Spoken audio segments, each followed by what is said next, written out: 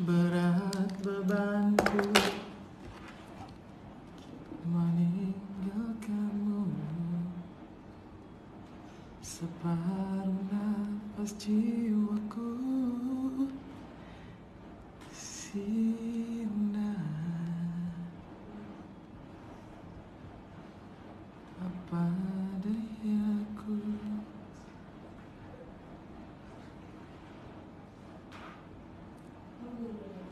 Oke, kita mulai aktif.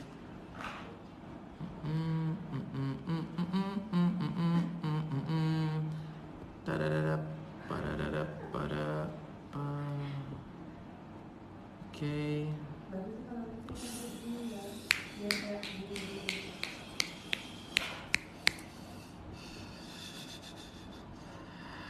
Oke,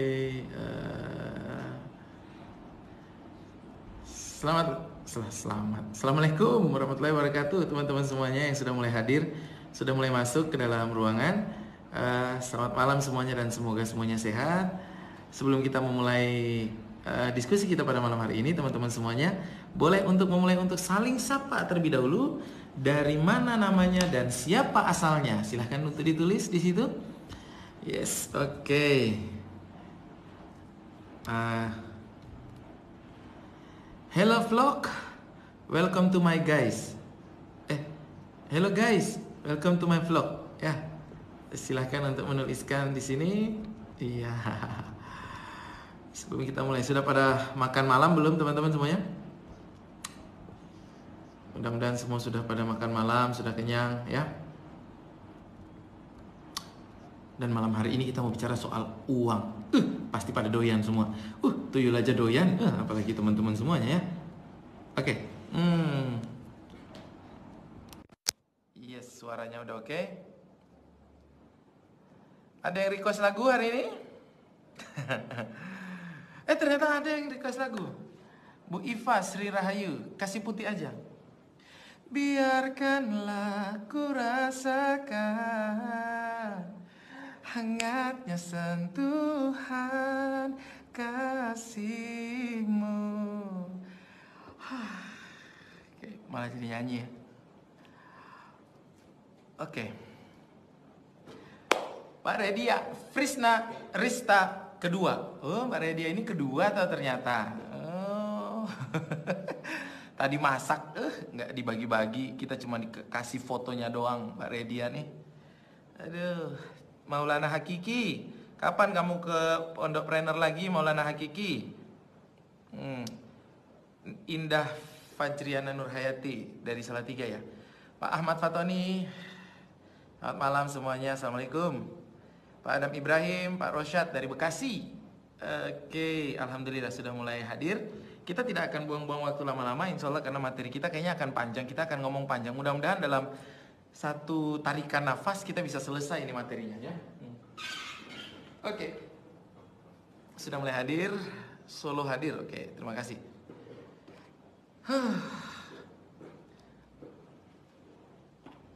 Mana pulpen saya? Oh, ini pulpen. Bismillah. Oke, kita mulai teman-teman. Sebagaimana biasanya sebelum kita mulai 1 menit pertama teman-teman, 1 menit pertama ini the rule of the game-nya. 1 menit pertama teman-teman semuanya, teman-teman kita punya kesempatan di awal untuk saling meng-tag atau saling mention orang-orang yang pengen untuk kita ajak, orang-orang yang pengen kita ajak untuk masuk ke dalam ruang kelas ini. Jadi boleh teman-teman, kita punya waktu 1 menit ke depan, siapa yang pengen mention suaminya boleh, siapa yang pengen mention suaminya ya. Tapi jangan sampai ada yang mention suami yang sama ya. Mention istrinya boleh ya, boleh mention temennya, boleh mention terutama tim-timnya, resellernya, mention para distributornya, mention para apalagi agen-agennya atau reseller-resellernya agar bisa menyimak di sini semuanya.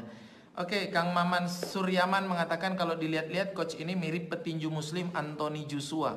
Wih. Pak Maman nggak tahu ya, itu sebenarnya saya. Oke, bukan sebenarnya ya. Oke, 1 menit pertama ini tolong untuk kita mention dulu biar nanti Teman-teman kita bisa hadir dari pertama, teman-teman kita bisa hadir dari awal untuk mengikuti apa yang akan kita bicarakan pada hari ini. Dan hari ini kita akan berbicara tentang topik yang sangat menarik sekali, yaitu tentang uang. Tentang uang. Dan saya yakin teman-teman semuanya masih doyan uang, ya. Iya. Oke, yang doyan uang silakan masuk ke dalam ruangan ini. Kita akan berbicara tentang uang. Ya. Oke, sudah pada masuk? Ya. 1 menit selesai. Oke, sekarang kita akan memulai materi kita pada malam hari ini. Bismillah, saya akan tuliskan dulu temanya.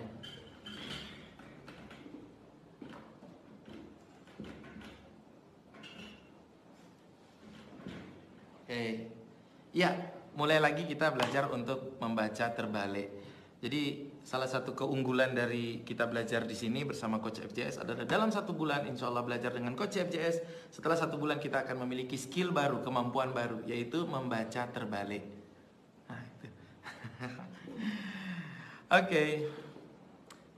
Sudah siap ya, kita mulai. Bismillahirrahmanirrahim. Assalamualaikum warahmatullahi wabarakatuh. Teman-teman semuanya yang dimuliakan oleh Allah Subhanahu wa taala, teman-teman semuanya yang sehat, teman-teman semuanya yang luar biasa. Hari ini sebelum memulai kelas kita, saya pengen mendoakan mudah-mudahan teman-teman semuanya dalam keadaan sehat semuanya. Semoga teman-teman semuanya dalam keadaan yang tidak kekurangan satu apapun. Semoga teman-teman semuanya yang punya masalah, mudah-mudahan Allah berikan jalan keluar atas masalah-masalah yang hari ini teman-teman sedang hadapi. Ya, saya suka mendoakan teman-teman karena ketika kita mendoakan orang lain, malaikat pun ikut mendoakan kita. Jadi doanya balik kepada kita. Oke, dan hari ini kita akan berbicara tentang uang dan bagaimana caranya supaya kita bisa mendapatkan banyak uang. Tentu saja kita berbicara ini supaya kita bisa nanti mendapatkan banyak uang. Oke.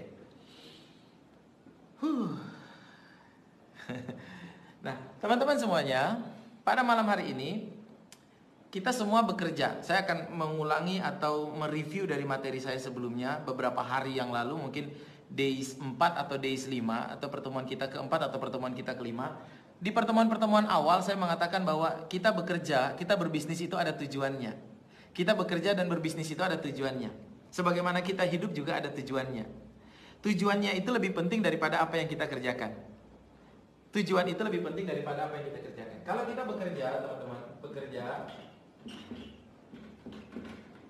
apapun pekerjaan kita, baik kita jadi PNS, baik kita jadi dosen, baik kita jadi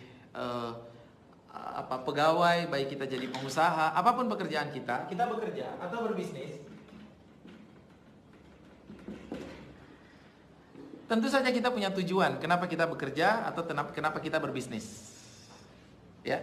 Apa tujuan dari kita bekerja? Apa tujuan dari kita jualan? Kenapa kita harus capek-capek? Kenapa kita harus melelahkan diri kita? Ya. Tujuan dari kita bekerja adalah, konon kata orang, adalah untuk menghasilkan uang. Untuk menghasilkan uang. Oke. Tujuan kita bekerja adalah untuk kita pada hasil akhirnya dari bekerja, hasil akhirnya dari kita berbisnis adalah menghasilkan uang. Nah, kebanyakan orang mereka tidak punya konsep tentang uang. Tidak punya konsep tentang uang. Sehingga ketika mereka bekerja mendapatkan uang, setelah itu di pikirannya buntu, tidak tahu lagi apa yang harus mereka lakukan dengan uangnya. Akhirnya uangnya itu hanya mentok aja di kantong, uangnya itu hanya mentok aja di di saldo, di tabungan. Setelah itu mereka nggak tahu. Jadi mereka kemudian pengen menghambur-hamburkan uang itu, pengen menikmati uang itu. Jadi pengen menikmati uang itu. Jadi orang-orang yang tidak punya konsep tentang uang itu harus diapakan, biasanya uang itu habis. Maka kita harus punya konsep, kalau kita dapat uang, uang itu mau apa? Mau diapain? Uang itu mau diapain? Oke. Nah, konsepnya sederhana. Kalau kita dapat uang, yang harus kita lakukan adalah merubah atau mengkonversi uang itu salah satunya menjadi aset. Menjadi apa? Aset. Oke. Salah satu yang bisa kita lakukan adalah mengkonversi uang kita menjadi aset. Aset inilah yang akan membuat kita punya nanti namanya passive income. Aset inilah yang akan membuat kita punya passive income.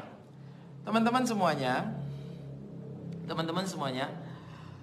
tujuan dari kita bekerja, tujuan dari kita berbisnis salah satunya adalah kita harus memiliki passive income. Kita bekerja nih berapa tahun nih, misalnya kita bekerja nanti 5 tahun atau 10 tahun ke depan. Setelah kita bekerja 5 sampai 10 tahun, kita harus sampai pada titik atau kondisi di mana kita sudah punya passive income yang mengalir terus-menerus kepada kita dan kita tidak perlu, bahkan tidak perlu lagi untuk bekerja.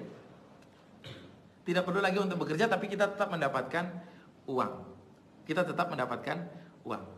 Nah, sekarang hari ini saya akan berbicara bagaimana caranya supaya kita bisa menghadirkan, bagaimana caranya supaya kita bisa menghasilkan passive income.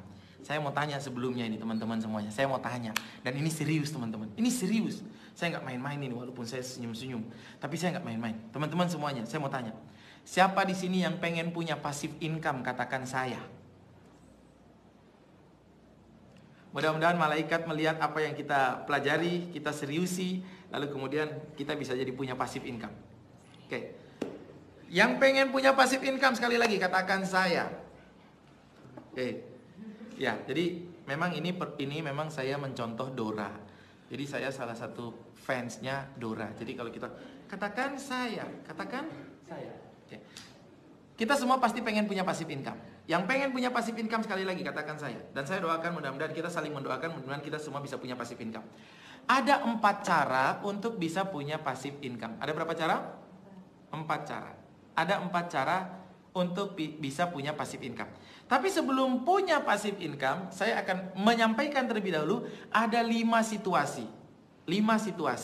5 kondisi keuangan. 5 situasi atau 5 kondisi keuangan kita. Kita tolong cek kita ada di mana kondisi kita. Oke, ada 5 situasi. Saya tuliskan di sini. Oke. Ini ada 5 tangga. Kita cek masing-masing ya teman-teman, kita tuh ada di mana kondisi kita keuangan. Kondisi yang pertama namanya financial mess. Financial mess. Mess itu tulisannya yang mana? Berantakan. Financial mess. Financial mess itu adalah urutan paling bawah dari kondisi keuangan seseorang. Financial artinya keuangan, mess artinya berantakan. Financial mess artinya kondisi keuangan yang berantakan. Nah, maka kalau membaca financial mess itu cara bacanya itu tasjid atau penekanannya finansial mess. Nah, itu. Jadi kalau uangnya berantakan itu finansial. Gitu. Jadi ada 4 cara untuk mendapatkan passive income, tapi sebelum ada 4 cara ini kita pahami dulu ada 5 level, ada 5 tingkatan karena ini nanti berhubungan ilmunya. Ada 5 level atau 5 tingkatan kondisi keuangan kita. Kita perlu tahu di mana kondisi kita dan bagaimana cara untuk menaikkan level keuangan kita. Oke. Kondisi yang pertama namanya financial mess atau keuangan yang berantakan.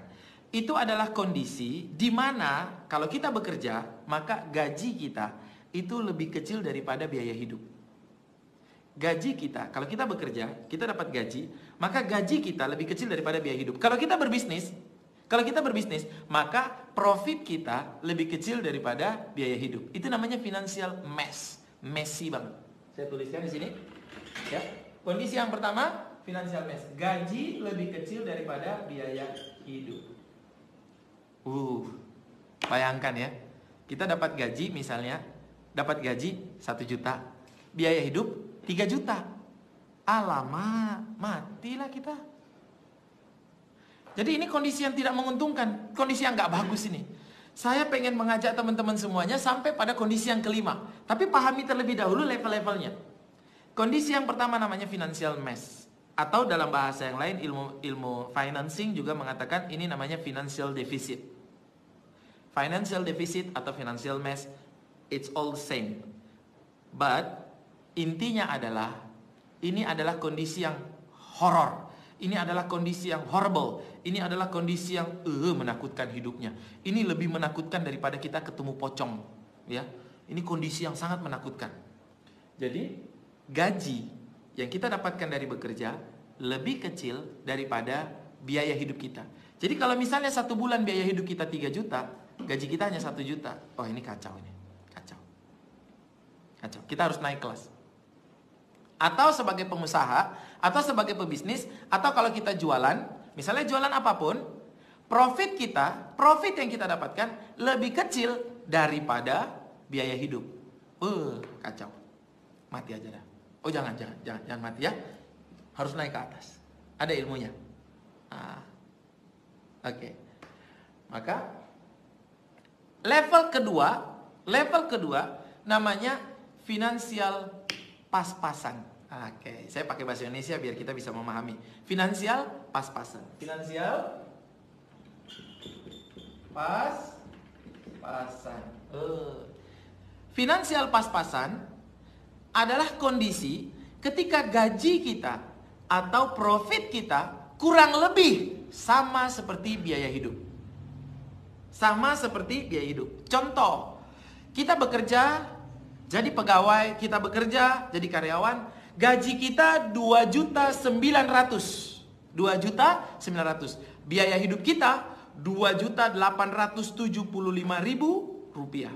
Masih ada kelebihan 25.000. Pasti orang yang finansial pas-pasan ini akan sulit untuk piknik. Jadi orang yang kurang piknik itu orang yang finansial pas-pasan. Jangankan piknik, kebutuhan sehari-hari aja udah pas-pasan. Jadi kalau piknik nanti nggak bisa makan. Piknik hari ini, puasa 3 hari besok. Jadi orang yang punya kemampuan keuangan pas-pasan itu di level kedua. Maka pertanyaannya, bagus mana teman-teman? Level 1 atau level 2? Bagus mana? Iya, level 5 yang bagus. Ya, bukan level 2. Finansial pas-pasan adalah kondisi ketika kita punya gaji kurang lebih sama dengan biaya hidup. Gaji sama dengan biaya hidup. Mudah-mudahan tulisan saya bisa terbaca, terlihat. Contoh, tadi saya kasih contoh. Gajinya 3.125.000. 3.125.000 gaji. Biaya hidupnya 3.100.000. Wah, masih ada selisih 25.000. Ya, buat apa ya? Gitu ya. Jadi pas-pasan banget. Ya, pas-pasan banget. Ini kondisi yang juga berat dalam kehidupan. Pasti kita mau untuk anggarkan piknik, anggarkan untuk refreshing, anggarkan suntuk itu hidup tuh. Berangkat kerja, pulang berangkat. Hasilnya pas-pasan. Nah, ini yang disebut juga bisnis yang model atau level yang, kondisi keuangan terima kasih. Ini kondisi keuangan apa? Terima kasih. Dapat gaji, terima, langsung kasih. Atau ada juga yang mengatakan gini, kalau financial mess itu adalah kondisi orang-orang yang tanggal 5 koma. Jadi tanggal 5 udah koma keadaannya, udah gak punya duit lagi, udah habis. Baru habis gajian nih, tanggal 5 udah koma. Itu financial mess. Ya, mohon maaf saya menceritakan dengan begini karena saya pengen kita mendorong semuanya untuk naik level. Naik level. Oke. Level kedua itu sudah lebih baik daripada level pertama. Level pertama, financial mess, itu ibaratnya kalau orang di laut itu udah tenggelam itu. Udah tenggelam. Kalau finansial pas-pasan, itu airnya tuh udah sini, udah di hidung nih, udah di hidung. Udah di hidung, udah mau mati dah, udah di hidung. Udah nggak bisa napas. Nah, kita perlu untuk mendorong keadaan keuangan kita untuk naik ke level ketiga. Level ketiga kita sebut financial saving. Saving, ingat, saving. Berarti udah mulai ada savingnya dong, ada selisihnya dong. Yes, financial saving. Dari namanya kita bisa memahami bahwa itu adalah keadaan di mana gaji kita atau profit kita lebih besar daripada biaya hidup. Wah, ibarat kita di laut, airnya udah di dada nih, udah di sini. Udah bisa napas. Udah bisa napas. Ya. Financial saving. Kondisi ini adalah kondisi di mana gaji kita atau profit kita lebih besar daripada biaya hidup. Gaji kita lebih besar daripada biaya hidup. Oke, pahami kondisi kita masing-masing. Saya nggak tahu kondisi teman-teman semuanya di sana seperti apa, tapi pasti di antara 5 ini ada satu di antara 5 ini pasti kondisi kita. Saya hari ini, malam ini pengen mengajak teman-teman semuanya untuk naik sampai ke level 5. Soal bagaimana caranya, itu nanti sesi kedua. Sesi kedua maksudnya hari ini juga kita mudah-mudahan bisa selesaikan langsung. Jadi, financial saving. Saya ulangi, pertama financial messy atau financial deficit. Gaji lebih kecil daripada biaya hidup. Yang kedua, finansial pas-pasan, gaji sama dengan kurang lebih seperti biaya hidup. Dan yang ketiga, gaji sudah mulai lebih besar daripada biaya hidup. Ini udah mulai enak nih, udah mulai enak. Level keempat, kondisi finansial kita, level keempat, orang-orang yang punya kemampuan level keempat disebut financial independent. Finansial apa? Independent. Saya tuliskan di sini. Teman-teman pernah dengar itu? Yes, financial independent. Oke. Independent artinya mandiri. Jadi dia sudah mandiri. Tidak lagi BCA, tidak lagi BRI. Sudah mandiri. Apa itu ya? Jadi financial independent adalah finansial yang tidak lagi bergantung kepada orang lain. Dia sudah punya kemampuan finansial yang cukup bagus. Financial independent adalah kondisi ketika gaji lebih besar daripada gaya hidup. Daripada apa? Gaya hidup. Lihat perbedaan level 3 dan level 4. Financial independent adalah kondisi ketika gaji, profit kita, atau kita ngambil gaji, kalau jadi pengusaha kita ngambil gaji kita lebih besar daripada gaya hidup. Apa bedanya level 3 dan level 4? Kalau level 3, gaji lebih besar daripada biaya hidup. Kalau level 4, gaji lebih besar daripada gaya hidup. Teman-teman tahu bedanya biaya hidup dan gaya hidup? Besar mana? Gaya hidup. Gaya hidup mau tinggi, boleh, nggak ada masalah. Yang penting gajinya lebih besar daripada gaya hidup. Jangan sampai dibalik. Gaya hidupnya tinggi, tapi penghasilannya, gajinya rendah. Ini nggak boleh. Oke. Gaya hidup itu tidak selalu identik dengan hal-hal negatif. Gaya hidup itu tidak selalu identik dengan foya-foya. Gaya hidup tidak selalu identik dengan hura-hura. Tidak. Gaya hidup dalam bahasa kita, orang muslim, dalam bahasa orang muslim, gaya hidup itu sama dengan sunnah, nyunnah. Gaya hidup orang muslim itu adalah sunnah. Jadi sunnahnya atau nyunnahnya orang muslim itu apa? Banyak sedekah, itulah gaya hidup orang muslim. Wakaf, itulah gaya hidup orang muslim. Jadi kalau dikatakan gaya hidup, jangan dikira gaya hidup itu adalah sesuatu yang kayak clubbing, kayak dugem. Gaya hidup tuh kayak foya-foya, buang-buang duit. Iya, itu gaya hidup bukan orang beriman. Gaya hidup orang beriman membantu orang miskin. Gaya hidup orang beriman sedekah setiap hari. Gaya hidup orang beriman membantu anak-anak yatim sama ibunya sekalian. Gaya hidup orang-orang beriman adalah wakaf. Jadi gaya hidup tidak selalu identik dengan negatif. Jadi boleh nggak kita punya gaya hidup yang tinggi? Boleh, selama gaji kita lebih besar daripada gaya hidup. Misalnya, biaya hidup saya di Solo, biaya hidup saya 5 juta. Contoh, biaya hidup saya 5 juta. Dan saya punya kebiasaan berinfak, bersedekah, menyantuni anak yatim, itu 5 juta. 1 bulan. Maka gaya hidup saya adalah 10 juta. 10 juta. Kalau gaji saya 15 juta, gaji saya 15 juta, berarti saya independen. Ini bukan soal angka semakin besar, bukan. Tapi soal lebih besar mana, gaji atau gaya hidup. Jadi walaupun gaya hidupnya kecil, tapi kalau gajinya nggak mencukupi, ya dia nggak bisa nomor 4. Oke. Jadi teman-teman semuanya, pengen nggak levelnya level 4? Kita dapat gaji dari bisnis atau dari pekerjaan kita, di mana gaji kita bisa mencukupi gaya hidup nyunahnya kita. Masya Allah, luar biasa. Ya, ada nggak yang pengen ada nggak yang pengen setiap hari, setiap bulan? Saya tanya teman-teman, ada nggak yang pengen setiap bulan memberikan kepada orang tuanya 10 juta rupiah minimal? Itu gaya hidup teman-teman. Itu gaya hidup. Dan ada nggak teman-teman yang pengen setiap hari bisa nyumbang nasi misalnya ke masjid, satu hari 1 juta, berarti 30 hari 30 juta. Ada nggak yang pengen teman-teman? Itu gaya hidup teman-teman. Dan untuk membiayai gaya hidup itu, kita dapat gaji yang lebih besar daripada itu namanya financial independent. Insya Allah.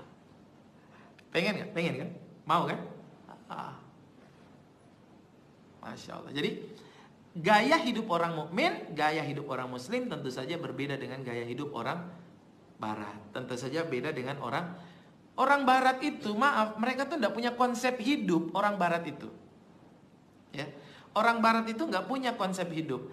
Mereka itu bekerja keras, mengumpulkan uang. Kalau uang sudah dapat, mereka hanya buat jadi turis saja.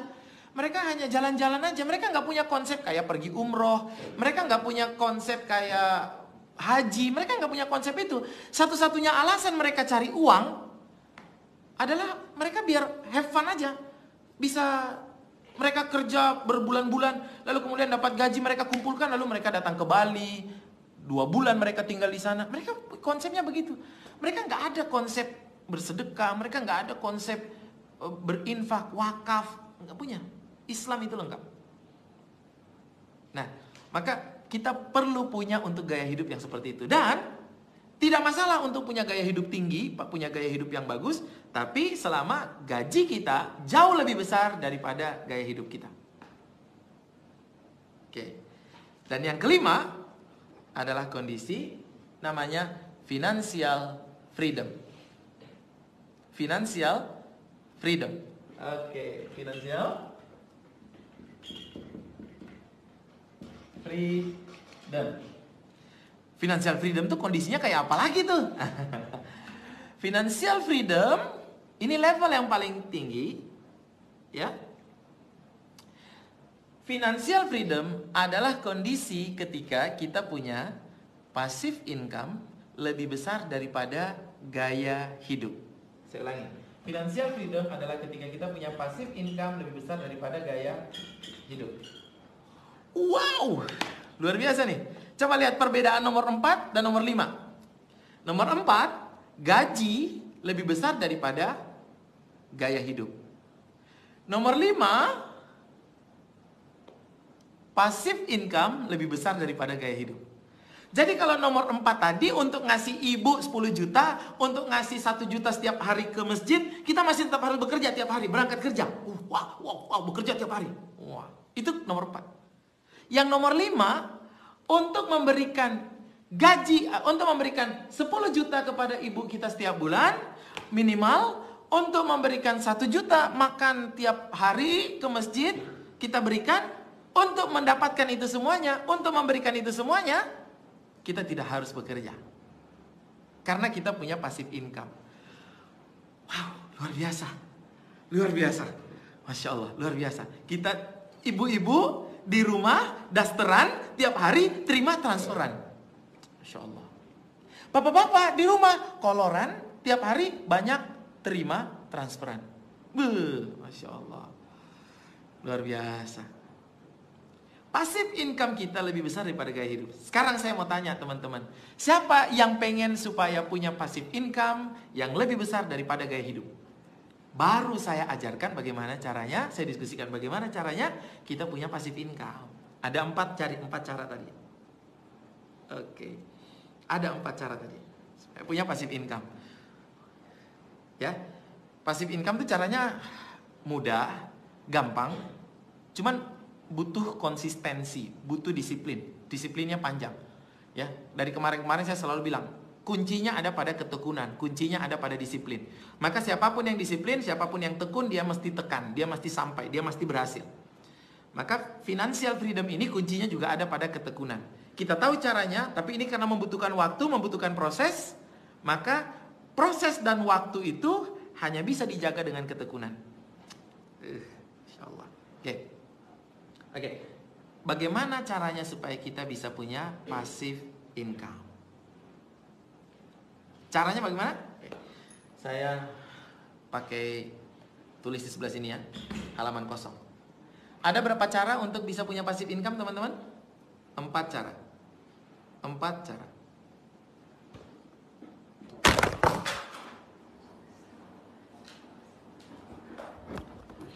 Yes.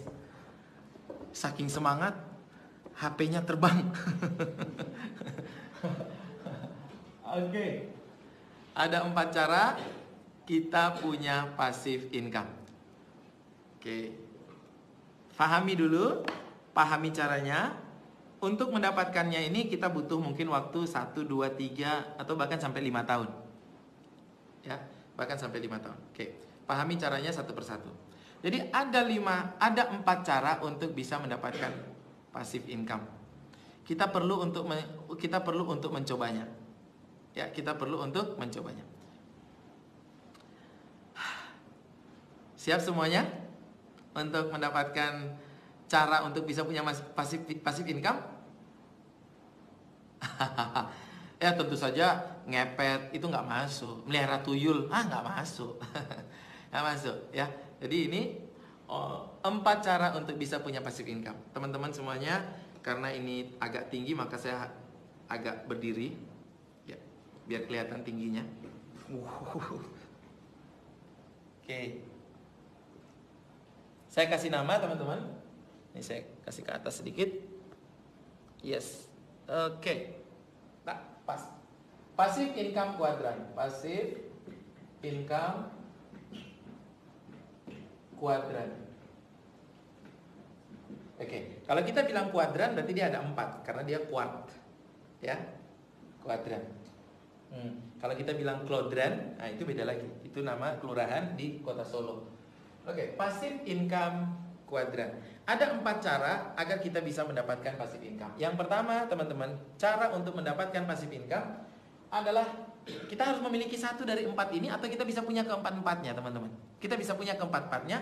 Intinya kalau kita mau dapat passive income, kita harus punya 1 di antara 4 ini atau bisa juga memiliki keempat-empatnya.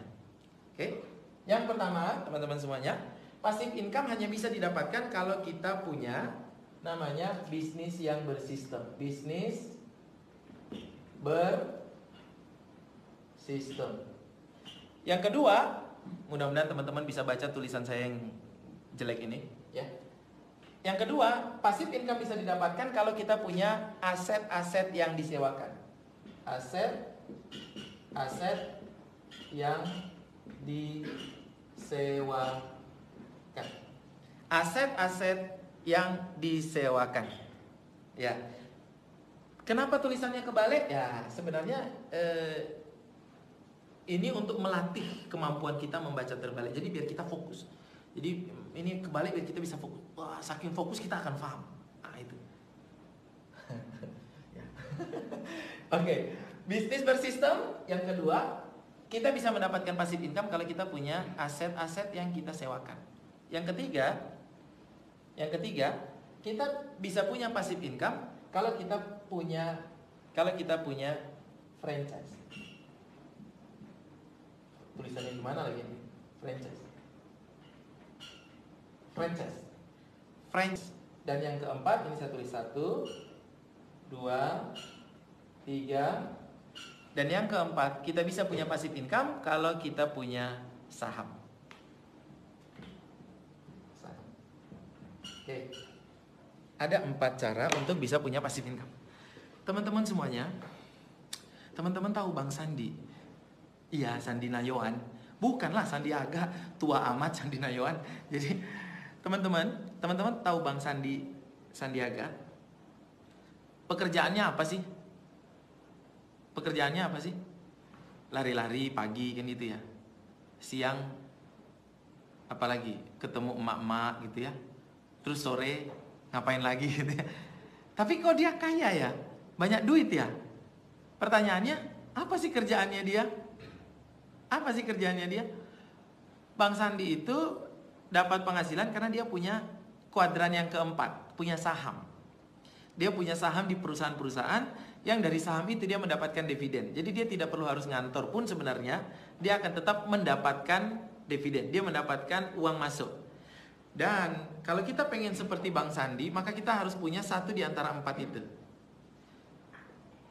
Satu, bisnis bersistem. Bisnis bersistem ditandai dengan dia punya manajemen.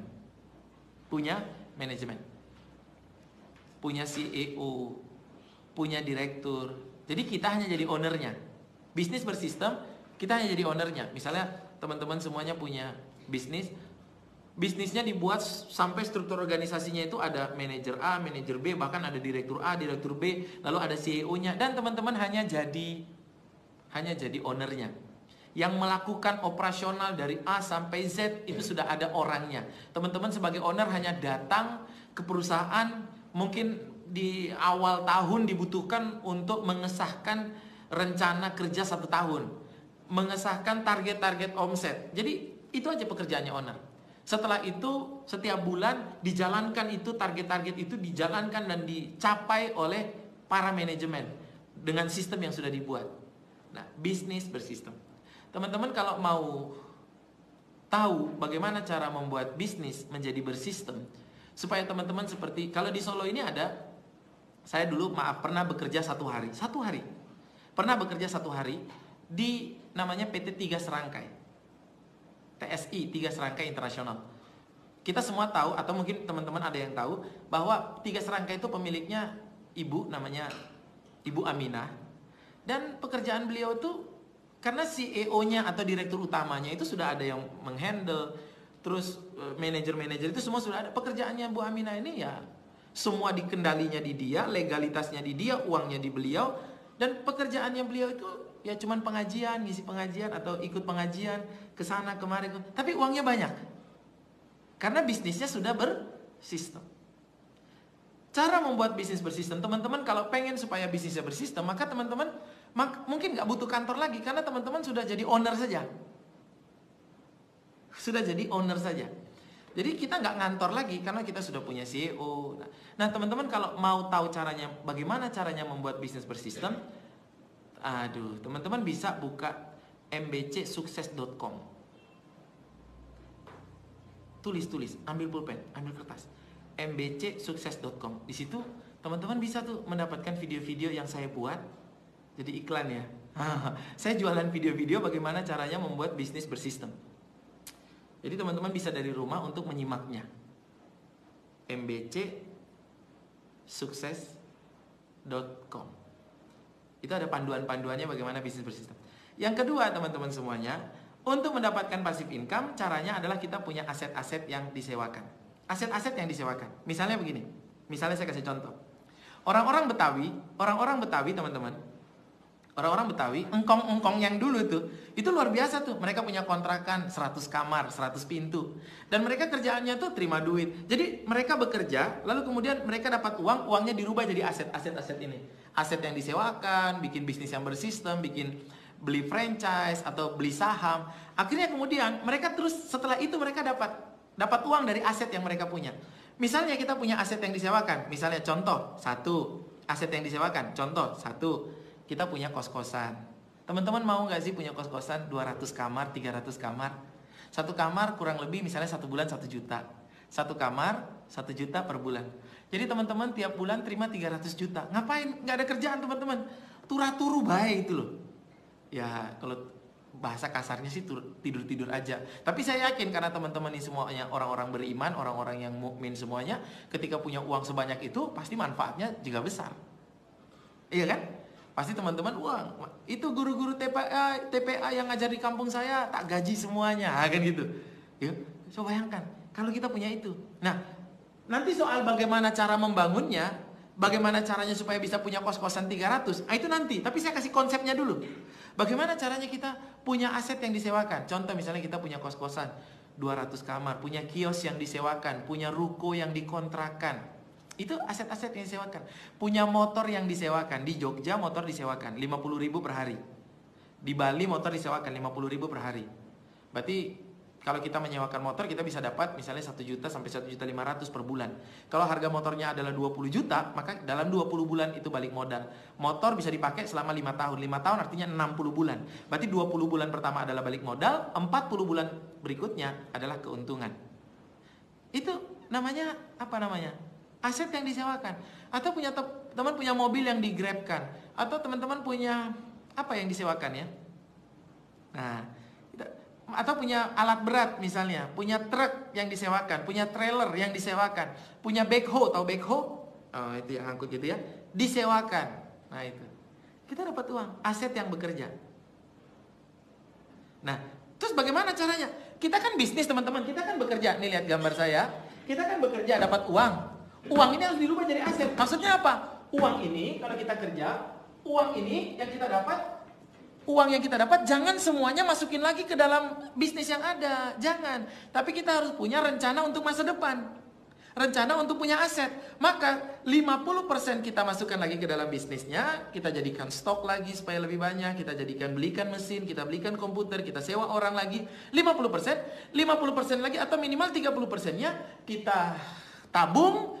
Kita alokasikan untuk membangun aset-aset kita. Apakah jadi ada sebagian yang membuat bisnis bersistem 50%. Jadi dari sini 50% ke sini 50%. Masuk lagi ke dalam bisnis awal. Sebagian lagi masuk lagi ke franchise, masuk lagi ke aset yang disewakan, masuk lagi ke saham. Kita harus punya ini, teman-teman. Jadi kalau orang berbisnis, dia hanya dapat uang lalu kemudian dia nggak punya uangnya, nggak ditembakkan ke sini. Dia dapat uang lalu kemudian dia hanya tabung aja. Kan kalau mati kita nggak bawa duitnya. Iya kan? Jadi nggak boleh, jadi harus ditarik ke sana. Teman-teman, saya berbicara passive income. Mungkin teman-teman berpikir bahwa ini kok kayaknya konsepnya barat banget ya.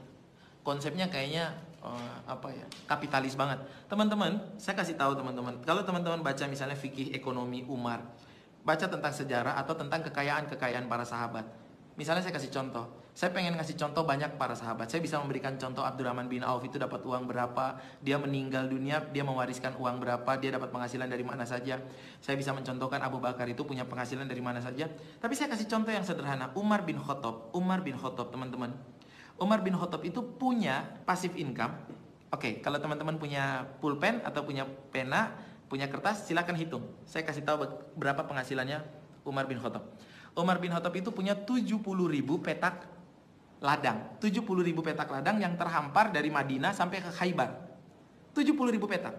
Satu petak menghasilkan per tahun atau per panen itu 40 juta rupiah kalau dirupiahkan. Per panen itu 40 juta rupiah. Anggap saja satu kali panen tuh 1 tahun, anggap saja.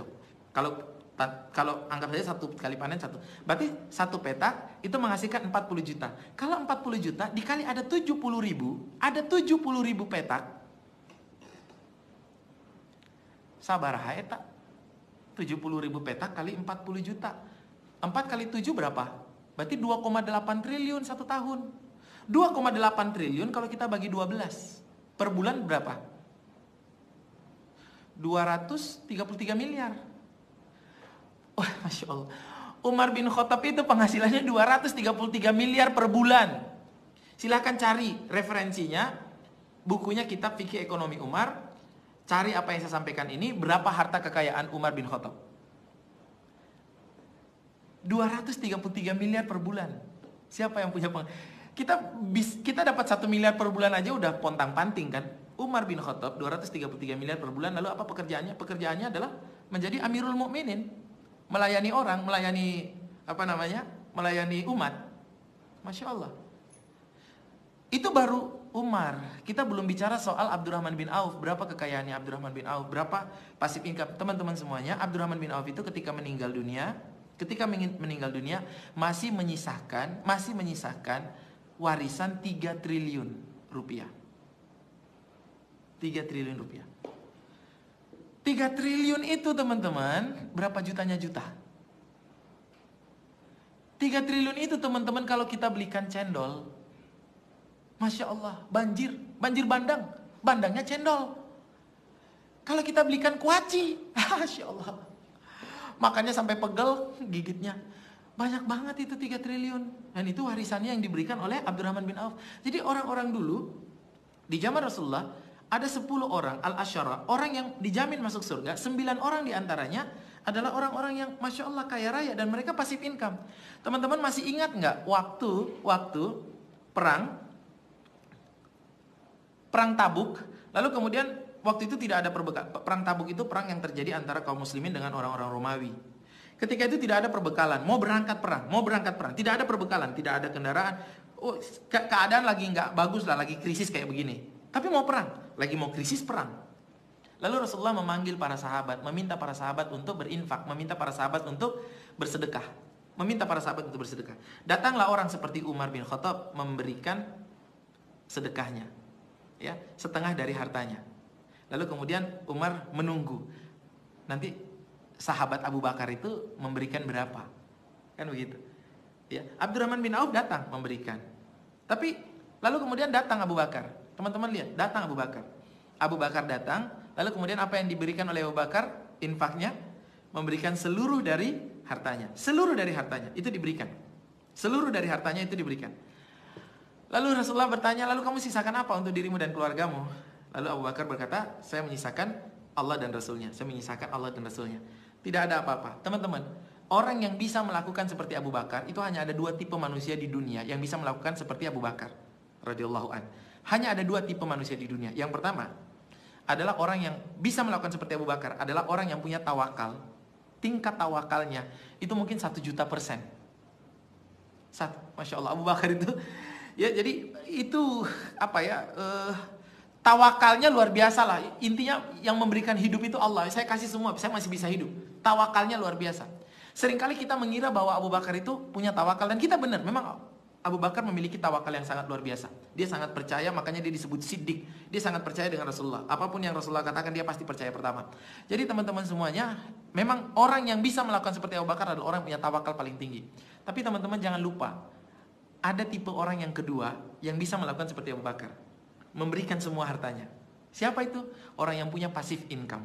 Yang seandainya hari ini dia berikan semua hartanya, besok aku masih punya dividen dari situ, besok aku masih punya setoran dari sana. Punya passive income. Semua uang aku berikan sekarang, besok aku masih punya lagi kok. Nah teman-teman semuanya, Abu Bakar radhiyallahu an itu, sahabat Nabi itu, yang utama, yang mulia itu, adalah orang yang punya kedua-duanya. Dia punya tawakal yang sangat tinggi dan dia punya passive income. Nama Abu Bakar di kalangan Quraisy Mekah, di kalangan orang Quraisy, nama Abu Bakar itu brand yang penuh dengan kepercayaan. Percaya, orang semua percaya dan orang semua mau naruh uang di Abu Bakar. Orang semua mau naruh uang untuk ngajak investasi di Abu Bakar. Jadi Abu Bakar itu ibaratnya dia mengatakan begini, saya punya bisnis baru, siapa yang mau ikutan untuk investasi? Itu langsung semua ngantri. Ngantri. Itulah mengapa dia disebut as-siddiq, saking jujurnya. Masya Allah, luar biasa. Jadi Abu Bakar memiliki kedua-duanya. Dirinya adalah passive income. Dirinya itu adalah brand yang Masya Allah, luar biasa. Yang kalau dia ngajak orang, itu semua mau untuk berinvestasi sama dia. Jadi, orang yang bisa melakukan seperti Abu Bakar itu 2 tipenya. Tawakalnya tinggi luar biasa. Dan yang kedua, dia tahu bahwa habis ini aku masih bisa dapat banyak yang udah ngantri mau invest sama aku. Nah itu teman-teman. Jadi konsep passive income itu sebenarnya sudah ada dari dulu. Cuman mungkin namanya berbeda. Mungkin konsepnya tidak seperti apa yang kita bahas hari ini. Jadi kenapa 9 orang yang dijamin masuk surga itu orang-orang kaya? Karena mereka berjihad. Itu beda dengan yang lain. Kalau yang lain itu sahabat Nabi berjihad hanya dengan dirinya. 9 orang ini dijamin masuk surga karena mereka berjihad dengan dirinya. Seluruh jiwanya mereka berikan dan seluruh hartanya mereka berikan. Itulah mengapa Allah tidak meragukan mereka, Nabi tidak meragukan mereka, langsung dikatakan mereka orang-orang yang dijamin masuk surga. Jadi Allah Subhanahu wa taala memberikan penawaran kepada kita teman-teman semuanya, memberikan penawaran kepada kita. Dalam surat As-Saff Allah mengatakan, "Ya ayyuhalladzina amanu, hal adullukum ala tijarah tunjikum min adzabin adim. Tu'minuna billahi wa rasul wa tujahiduna fi sabilillah bi amwalikum wa anfusikum." Wahai orang-orang yang beriman, kata Allah. Kita dipanggil sama Allah, kita dipanggil sama Allah. Kita dipanggil, bukan hanya para sahabat, kita dipanggil. Wahai orang-orang yang beriman, Maukah engkau, kata Allah, aku ajak kerjasama, aku ajak transaksi. Maukah engkau saya ajak transaksi, kata Allah. Apa itu transaksinya? Transaksi ini bisa menghindarkanmu dari azabun adim. Azab yang pedih, bisa memasukkanmu ke dalam surga, bisa menghindarkanmu dari neraka. Ini transaksi. Mau nggak? Allah membayar kita dengan bebas api neraka. Allah membayar kita dengan masuk surga. Lalu dengan apa kita membayar Allah? Allah bilang bayarnya pakai dua hal. Satu, tu'minuna billahi wa rasul. Dalam surat As-Saff. Tu'minuna billahi wa rasul. Pertama, bayar dengan beriman kepada Allah dan Rasulnya. Yang kedua, berjihad. Wa tujahiduna fi sabilillah. Berjihad di jalan Allah. Bi amwalikum, dengan harta-hartamu. Wa anfusikum, dan dengan nyawamu, dengan dirimu. Kalau kamu bisa beriman kepada Allah dan Rasulnya, dan yang kedua, kamu bisa berjihad di jalan Allah, bersungguh-sungguh mengagungkan agama Allah, memperjuangkan agama Allah dengan harta dan jiwamu, maka Allah akan membayar kita. Transaksi itu Allah akan membayar kita dengan surga, dan Allah akan membebaskan kita dari azab yang pedih di yaumil akhir. Masya Allah. Itulah mengapa para sahabat yang 9 itu, mereka memenuhi ini. Mereka sudah beriman, mereka yakin dengan Allah, mereka yakin dengan Nabi Muhammad, dan mereka berjuang bukan hanya dengan nafs, mereka berjuang bukan hanya dengan jiwa dan dengan nyawa mereka. Mereka berjuang dengan harta mereka. Mereka memenuhi kedua-duanya ini. Makanya langsung Nabi bilang, kalian masuk surga. Masya Allah. Luar biasa teman-teman. Luar biasa. Kalian masuk surga. Jadi kenapa ini menjadi penting teman-teman? Passive income ini menjadi penting. Passive income ini menjadi penting bukan karena untuk diri kita sendiri, tapi kita punya tanggung jawab, kita punya transaksi yang Allah tawarkan. Dan ini yang ngajak transaksi ini bukan orang sembarangan.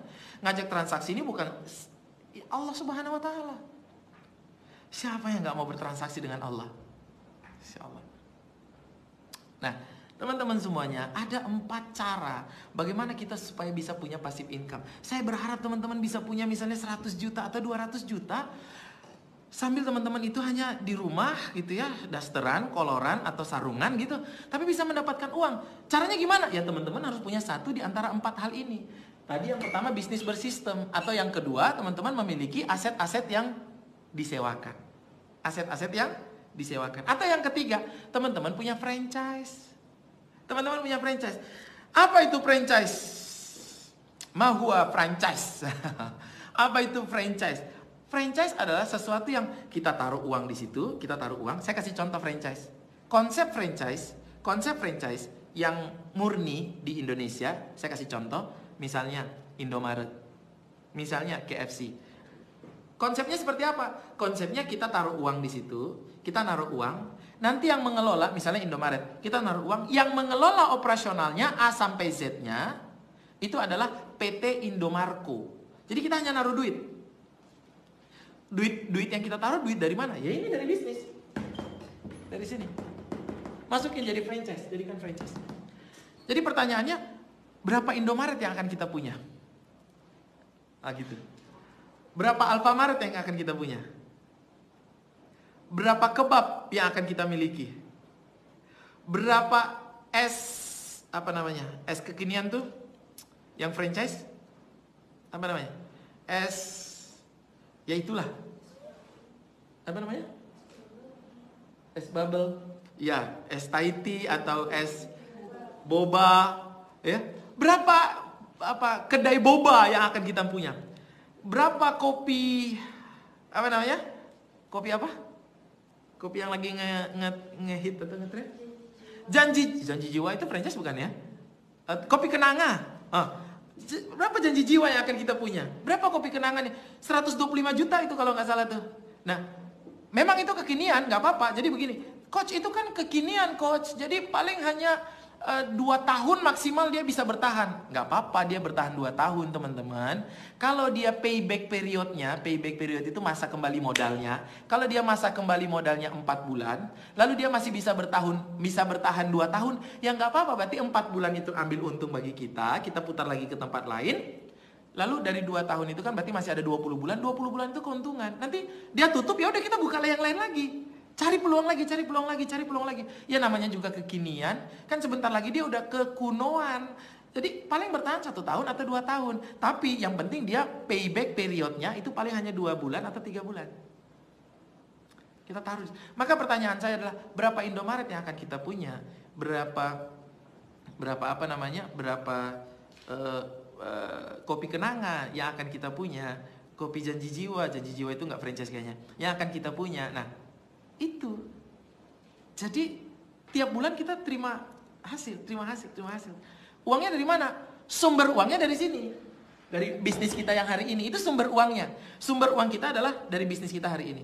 Uang yang kita dapatkan, kita masukkan ke dalam 4 hal ini. Kalau ada yang bertanya kepada saya, Coach, kalau investasi emas gimana?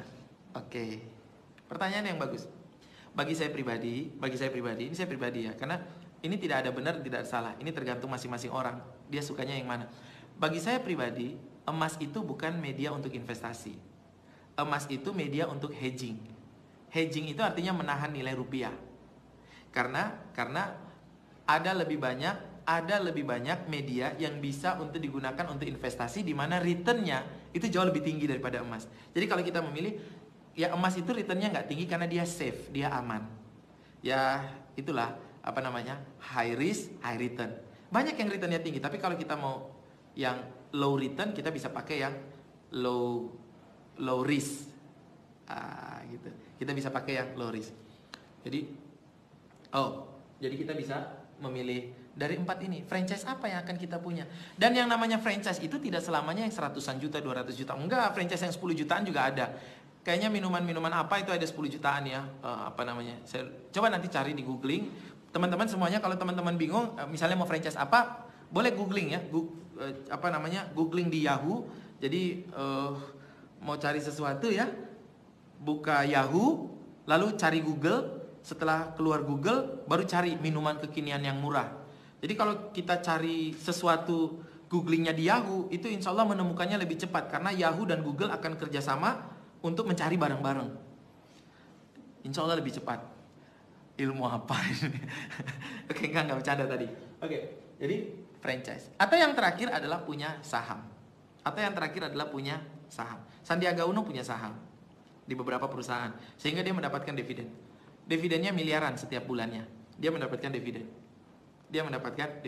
Jadi mana yang mau kita miliki? Nah, bisnis kita sekarang harus bisa menghasilkan uang, lalu kemudian uangnya kita putar ke sini. Oke. Jadi kita putar ke sini. Sampai kemudian nanti kita punya ruko banyak, kita punya kos-kosan banyak, itu aset-aset yang disewakan. Kita punya saham saham Telkom, kita punya 5%, saham Coca-Cola kita punya. Oke, teman-teman semuanya, saya sama Pak Valentino Dinzi, kita ngobrol di Solo. Jadi Pak Valentino pas ke Solo, kita ngobrol. Waktu itu dia bikin apa? Kitamart kalau nggak salah ya. Pas ada 212 Mart, ada Kitamart. Lalu teman-teman semuanya, saya ditanya, gimana prospek Kitamart? Kalau kita pada patungan bikin Kitamart. Maaf ya teman-teman, tapi ini pendapat pribadi saya. Teman-teman boleh membuli atau boleh nggak setuju, boleh. Menurut saya, ide untuk membuat Kitamart dari dulu atau 212 Mart itu ide yang nggak menarik. Itu ide yang nggak menarik bagi saya, patungan. Karena membangun bisnis baru itu tidak semudah kita patungan terus selesai. Pasarnya sudah dikuasai oleh mereka. Jadi waktu itu ide saya adalah daripada kita bikin Kitamart, daripada kita patungan untuk beli Kitamart, kenapa kita nggak beli aja sahamnya Alfamart? Alfamart itu sahamnya sudah dijual loh di pasar saham. Kenapa kita nggak akuisisi saja Alfamart bareng-bareng? Kita beli rame-rame, akuisisi gitu ya, kita beli rame-rame. Sama seperti idenya Ustadz Yusuf Mansur membeli buybacknya Muamalat. Jadi kita bareng-bareng beli aja sahamnya.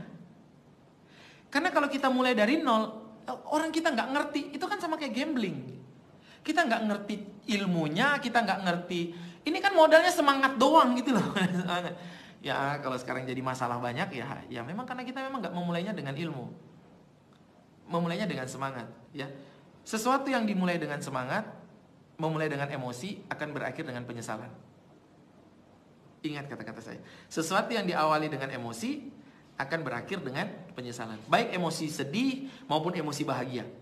Jangan mengambil keputusan karena bahagia, jangan mengambil keputusan karena sedih.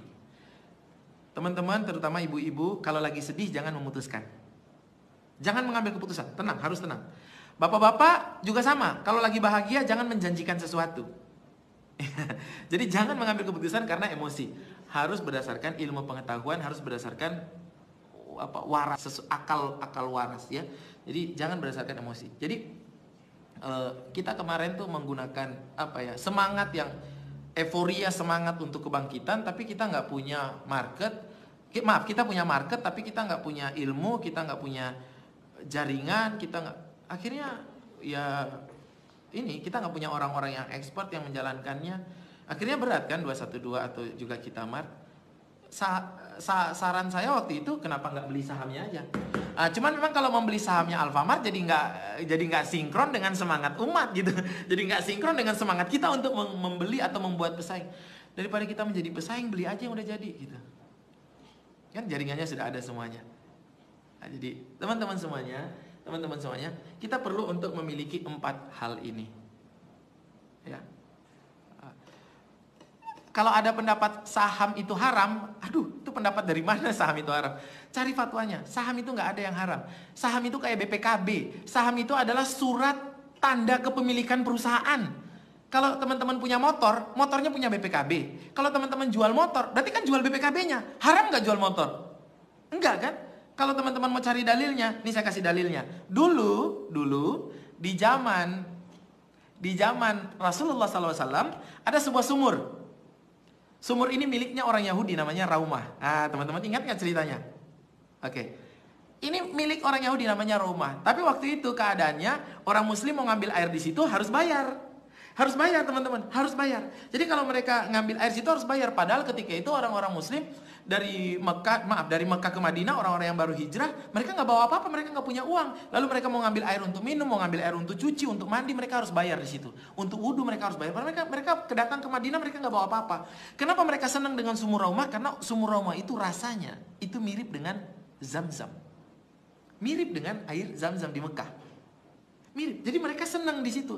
Cuman itu harus bayar. Lalu kemudian Rasulullah memanggil sahabat. Di situ ada Utsman. Rasulullah mengatakan barang siapa yang membeli sumur Raumah, ya masih ingat, membeli sumur Raumah, maka baginya surga. Langsung Utsman pulang. Utsman radhiyallahu langsung pulang. Ketemu dengan orang yang punya sumur. Beli itu, ditawar. Boleh nggak saya beli ini? 2.000 dirham. 2.000 dirham. Nggak boleh, kata orang yang punya sumur. Jadi pertanyaannya begini, ini sumur ini ibaratnya perusahaan air minum. Mau dibeli sama Utsman. Jadi pertanyaannya, yang dibeli Utsman itu apa? Sahamnya bukan? Sahamnya bukan. Jadi perusahaannya Raumah mau dibeli. Yang beli siapa? Utsman radhiyallahu an. Ternyata Raumahnya bilang, enggak, kalau saya nggak mau jual semuanya, saya mau jual setengahnya. Jadi setengahnya aja, 50% saya jual. Jadi pertanyaannya 50% ini 50% apa? Saham bukan? Saham. Jadi akhirnya Utsman bin Affan membeli 50%-nya. Setelah membeli 50%-nya, Utsman bin Affan kemudian mengumumkan pengumuman ini kepada para sahabat. Hari ini saya telah memiliki setengah dari perusahaan atau air minum itu, sumur itu. Barang siapa yang pengen ambil air, silakan ambil air gratis dan ambillah untuk kebutuhan 2 hari. 2 hari. Jadi hari Senin orang datang untuk ambil untuk hari Senin dan hari Selasa. Itu boleh gitu. Itu enggak ada masalah gitu. Jadi diambil 2 hari. Lama kelamaan kan Raumahnya yang punya perusahaan air minum sebelumnya kan jadi nggak ada orang yang beli di situ. Akhirnya dia bilang, udahlah aku jual lagi lah 50% sahamnya. Jadi membeli jual beli perusahaan dalam konteks ini agar kita mendapatkan dividen itu boleh. Tidak ada masalah. Sama seperti kita membeli motor lalu kita sewakan. Ada BPKB-nya, itu boleh. Yang nggak boleh itu yang bagaimana? Nanti mudah-mudahan ada kesempatan saya akan menjawab satu persatu. Yang nggak boleh dalam saham itu seperti apa. Jadi bukan hanya saham, warung makan pun hukum asalnya boleh. Tapi warung makan bisa nggak jadi nggak boleh? Bisa kalau dia jualan apa? Jualan yang diharamkan zatnya, misalnya. Transaksinya misalnya ada gorornya, ada maisirnya. Itu kalau ada transaksi-transaksi yang tidak jelas, ada transaksi misalnya 2 akad dalam satu, ada transaksi akad-akad yang nggak jelas, baru warung makan itu jadi nggak boleh. Jadi warung makan itu sama seperti saham, hukum asalnya boleh, selama tidak ada yang haram-haram di dalamnya. Nah, soal bagaimana itu? Jadi dalam konteks ini kita punya saham, lalu kita dapat dividen, boleh, kita dapat hasil, boleh, nggak ada masalah. Yang nggak boleh itu apa? Ini nanti kita bahas di konteks yang lain. Saya akan membahasnya satu persatu. Apa yang membuat saham itu menjadi haram? Derivatif atau turunan-turunan dari saham yang membuat haram. Konsep transaksinya seperti apa yang membuat haram, yang nggak boleh itu apa? Dan itu sebenarnya ada fatwanya. Sudah banyak lah fatwa MUI-nya. Tapi kalau teman-teman mau saya ceritain nanti. Oke, jadi saham tidak ada masalah. Sama seperti kita beli motor, sama seperti kita beli mobil, sama seperti kita beli rumah. Ada suratnya kan? Tanda kita memiliki kan? Saham adalah surat tanda kita memiliki perusahaan. Jadi kalau kita membeli perusahaan, kita akan mendapatkan tanda. Lalu kemudian kalau kita beli perusahaan, kita dapat apa? Namanya dividen. Kalau kita dapat dividen, itu namanya passive income. Namanya passive income. Oke teman-teman semuanya, ini adalah bagaimana cara supaya kita bisa punya banyak uang. Tentu saja ini rinciannya banyak teman-teman. Kalau teman-teman pengen lebih detail lagi, bagaimana caranya? Ya. Kalau teman-teman pengen tahu bagaimana lagi caranya, di dalamnya itu step-stepnya seperti apa, ini konsep umumnya seperti ini. Tapi kalau teman-teman pengen tahu bagaimana caranya, teman-teman bisa masuk dalam mbcsukses.com.